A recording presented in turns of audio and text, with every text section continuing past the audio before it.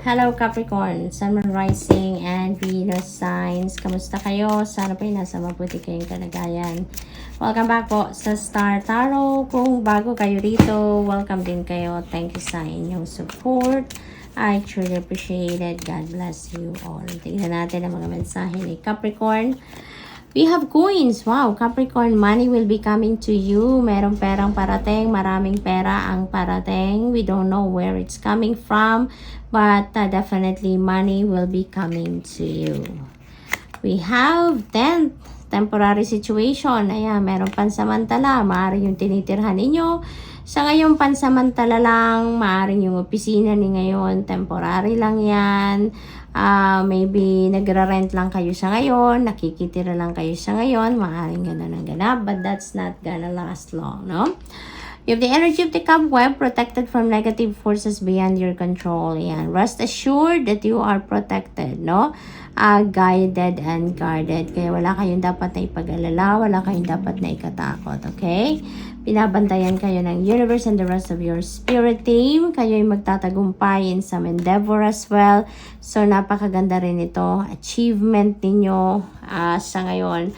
Depende sa inyong sitwasyon. Maaring pagtatagumpayan ninyo dito problema. Maaring pagtatagumpayan ninyo dito proyekto, trabaho, task, no? Whatever it is. Bird flying, news is on the way. Maaaring may hinihintay kayong balita or update regarding a loan, regarding bonus, regarding money, you know what, maaaring parating na yan, okay?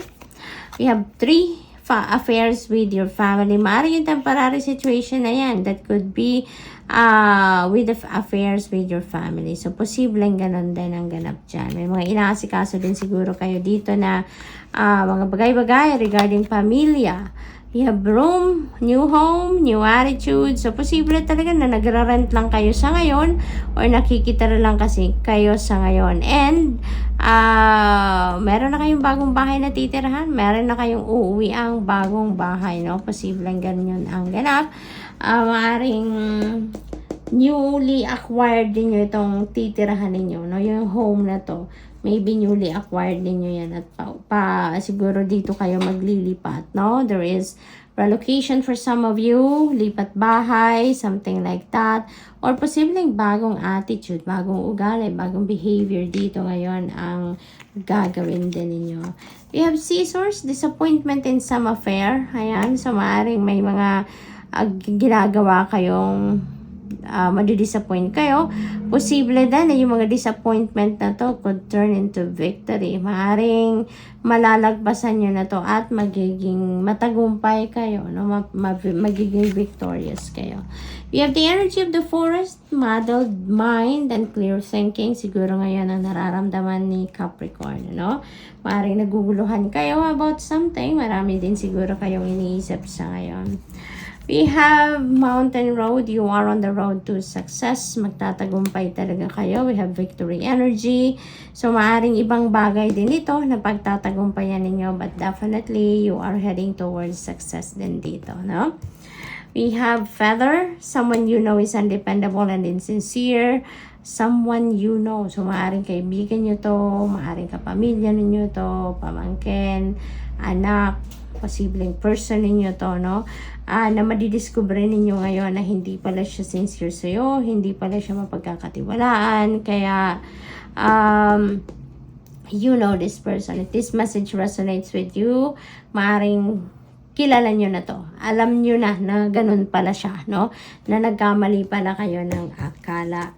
We have camel. Persevere and you will overcome problems. Ayan, magsikap lang kayo, no?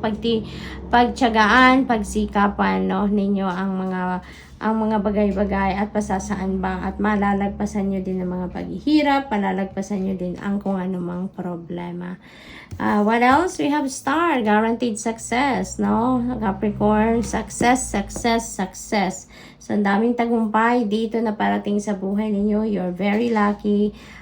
Marami kayong triumph energies dito sa inyong reading. Kaya, maaari din sa iba't ibang parte ng buhay ninyo yan na magkakaroon kayo ng tagumpay. So, good luck, Capricorn, and that's all I have for you for today. Thank you for watching. Love and light. Namaste. Hello Virgo, Sun, Moon, Rising, and Venus signs. Kamusta kayo? Sana po nasa mabuti kayong kalagayan. Welcome back po sa Star Tarot. Kung bago kayo rito, welcome din kayo. Thank you sa inyong support. I truly appreciate it. God bless you all. Tignan natin ang mga mensahe ni Virgo. We have whale, great worry over nothing. Ayan. So, nag-aalala kayo. Meron kayo pinag-aalala but you really have nothing to worry about it. No? If this message resonates with you, you know what it is. Kung ano yung pinag-aalala ninyo. Pero ito yung sinasabi sa inyo. You are worrying over nothing. Alright? That's waste of time, waste of energy. Pleasure with a close friend. Ayan. So, that's really good. You're going to spend some time with a close friend. Virgo. We have tortoise is slowly but surely getting ahead. Alright? So, sa ngayon, kung ano man ang inyong balag gawin or kung ano man ang inyong ginagawa, you're going to do that with cautious, no? With caution. So, kontrolado, pinag-iisipan, nag-i-strategize, pinagpaplanuhan, no? Yun ang strategy ninyo sa ngayon sa bawat galaw na gagawin ninyo. We have scissors, disappointment in some affair. Okay? So, may mga disappointment kayo sa ngayon. It could be in any situation sa buhay ninyo. Depende sa inyong sitwasyon. We have ring. There is a marriage that will take place, either romantic or business. Maaring business partnership yan for some of you. Maari din na romantic, partnership. May wedding talaga na gaganapin. Kung hindi man kayo ang ikakasal, maaaring kayo ay maiimbitahan sa isang kasalan. You have finger, warning you of a problem either now or in the near future. This is good kasi may warning kayo. So, sa bawat galaw na gagawin ninyo ngayon, mapag-iingatan ninyo. Sa mga taong makakausap ninyo ay magkakaroon kayo ng pagkakataon na, alam mo yun, maging maingat sa bawat salitang sasabihin. Magiging careful na kayo ngayon, no? Maging careful kayo sa mga tao na nakakausap ninyo, something like that, okay? Para maiwasan ninyo ang problema. We have Chairfield, someone new is entering your life. Ayan, so merong bagong taong parating sa buhay ninyo. That could be anyone, no? Maaring bagong kaibigan, bagong boyfriend, bagong girlfriend, bagong miyembro ng pamilya, no? Posibleng ganon ang ganap. We have rose, romances in the air. Ayan. So, kung single kayo, maaaring someone is going to ask you out on a date. Maaaring meron dito manliligaw sa inyo, magpo-profess ng kanyang pag-ibig. Kung nasa established relationship na din naman ang iba sa inyo dito, Virgo, maaaring mas magiging sweet, mas magiging romantic kayo with each other.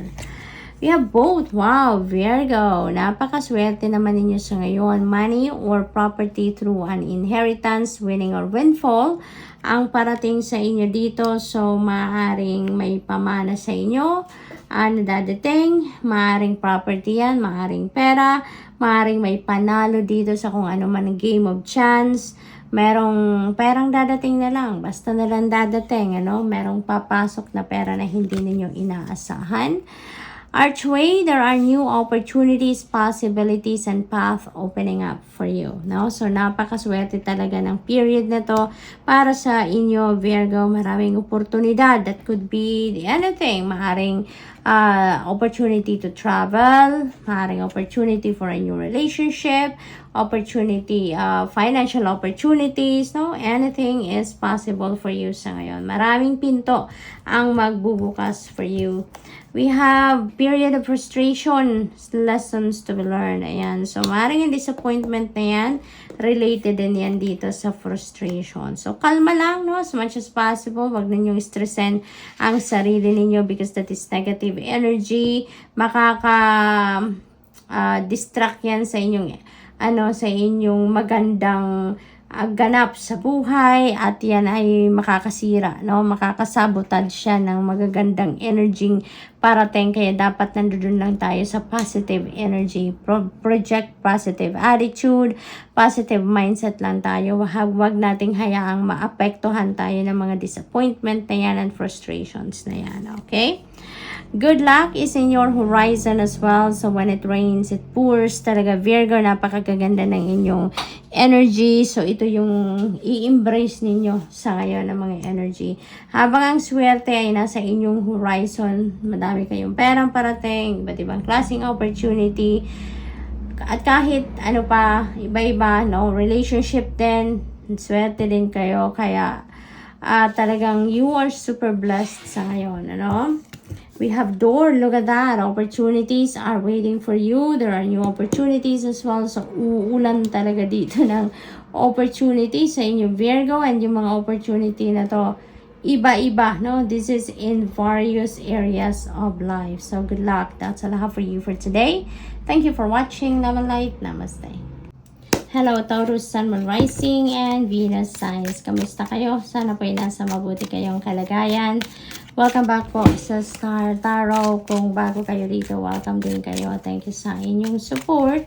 I truly appreciate it. God bless you all. Tingnan natin ang mga mensahe ni Taurus. Kung na mensahe po ninyo ay dog barking, advice from a friend. Ayan. So, meron kayong kaibigan na mag-a-advise sa inyo sa ngayon. Maybe you're asking for advice or maybe unsolicited advice. Yan. Depende sa inyong sitwasyon. We have the energy of the bull. Do not back down from opposition. Show strength and fortitude. Tignan ninyo, no, Taurus, kasi may mga laban sa buhay na kailangan talaga nating harapin. Kailangan labanan, depensa ng sarili. There are also battles, no, na hindi na natin kailangang harapin pa. So, choose your battles wisely. Alright?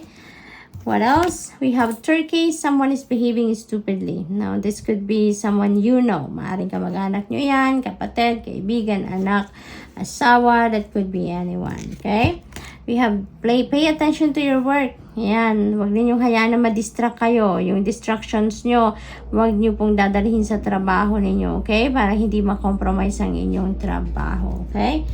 So, what else? You have news is on the way. Yan. So, maaaring ito yung hinihintay ninyong update, balita, sa kung ano mga bagay. Maaaring naghihintay kayo ng balita about sa loan ninyo, sa student grant, no? Maaaring balita about sa inyong mga travel documents, sa inyong paglipad, kung kailan na kayo makakaalis, or sa mga trabaho, in-applyan ninyo, whatever it is, you know, news is coming your way. So, kung ano man ang hinihintay ninyo, maaaring ito na yon. A two-faced friend. Ayan. So, madidiscover ninyo ngayon na yung tinuturing ninyong kaibigan ay hindi pala yan sincere sa inyo. Hindi pala siya totoong kaibigan. Okay? There is a two-faced friend dito na madidiscover kayo sa ngayon. We have flowers. Magiging masaya kayo. Na magiging masaya kayo. Maaring pinagdududahan nyo na to. Siguro napapansin nyo na to in the past or with your recent dealings with this friend, no? Friend na siguro napapansin niyo na parang hindi siya ganun ka totoo sa'yo. So, maaaring nakakaamoy-amoy na kayo na something is fishy with that friend, and maybe ngayon matutuwa kayong ma-figure out nyo na or mapatunayan nyo na talaga, madiscover nyo na totoo nga ang inyong hinala. No? Kaya magiging masaya na din kayo. Magiging masaya din kayo because there is wealth coming your way. So, napakaganda kasi merong kaperahang parating. Maaring big chunk of money ang parating na to that could be linked sa inyong trabaho, sa inyong career, negosyo, or posibleng windfall din yan. Windfall of money, no? But definitely, big amount of money is coming in. You should accept valid criticism. Isa din ito sa reminder sa inyo, okay? Kasi, you know, sometimes yung mga constructive criticisms na yan, that helps us a lot, diba? Natutulungan tayo na magising tayo sa katotohanan na oo nga, kailangan ko pa ng improvement sa ganitong sitwasyon. Kailangan ko pa itong i-adjust. Kailangan ko pang pagbutihan, pagandahin, something like that, no? Kung ano man ang inyong ginagawa.